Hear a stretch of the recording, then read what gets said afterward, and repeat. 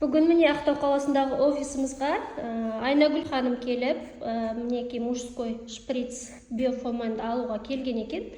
Өткенде алып кеткен, содан отзыв бар екен, керемет, соны айтсаңыз, қандай отзыв болды? Саламатсыздар ма? Нәтиже болды. Күнсұлу ханым, өткенде сенен келіп мен осы 24 түштігін алып кеттім ғой.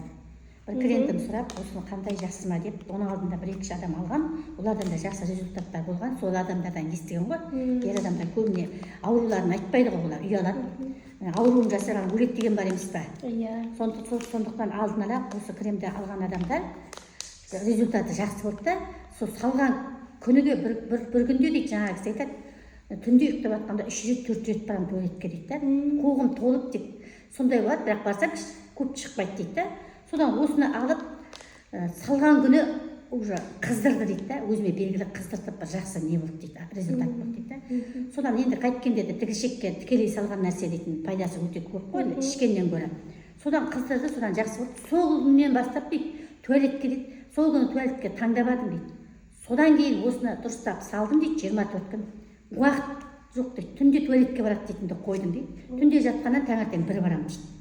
Күнде қайта барғым келетін дейді, оны да қойдым дейді. Өзіме кәдімгі күшті результат берді дейді. Соларды естіп, тағы да адамдар беріп жатыр.